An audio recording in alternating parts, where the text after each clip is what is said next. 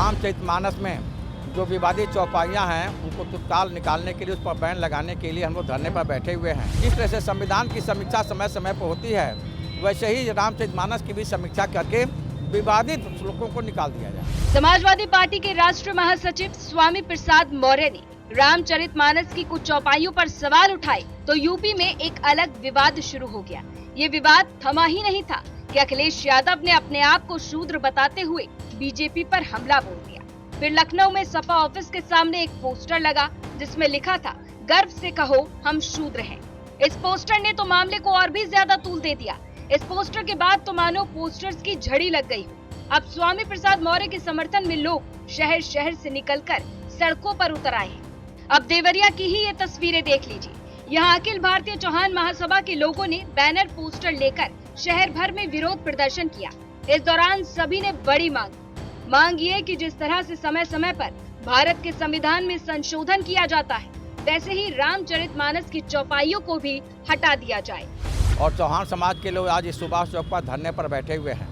रामचरितमानस में जो विवादित चौपाइयाँ हैं उनको तत्काल निकालने के लिए, उस पर बैन लगाने के लिए हम लोग धरने पर बैठे हुए हैं। जैसे लिखा गया है, उदाहरण के तौर पर लिखा गया है कि ढोल गंवार शूद्र पशुनारी ये सब ताड़न के अधिकारी।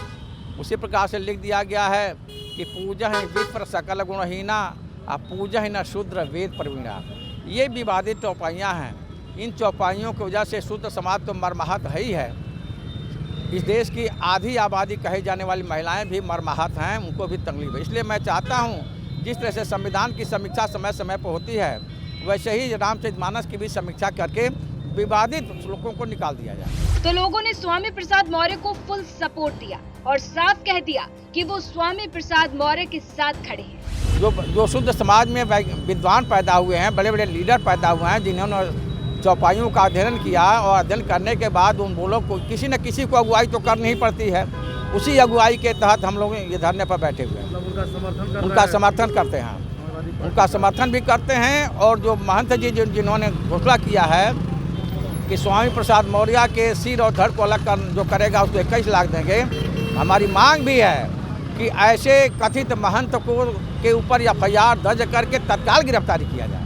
स्वामी प्रसाद मौर्य के एक बयान से ये विवाद 22 जनवरी से शुरू हुआ था, लेकिन लगातार बढ़ता जा रहा है। एक तरफ सीएम योगी आदित्यनाथ बड़े मंच पर सनातन धर्म को देश का राष्ट्रीय धर्म बता रहे हैं, तो वहीं अखिलेश यादव खुद को शूद्र बताते हुए बीजेपी पर हमलावर है।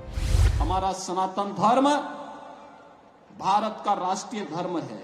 अपने व्यक्तिगत स्वार्थों से ऊपर उठ करके अपने इस राष्ट्रीय धर्म के साथ जुड़ते हैं। बीजेपी के लोग पिछड़ों को शूद्र, दलित को शूद्र मानते हैं। बीजेपी के लोग हम सबको शूद्र मानते हैं।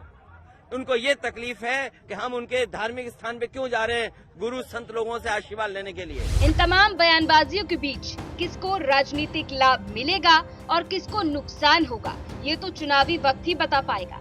देवरिया से राम प्रताप सिंह की रिपोर्ट, यूपी तक।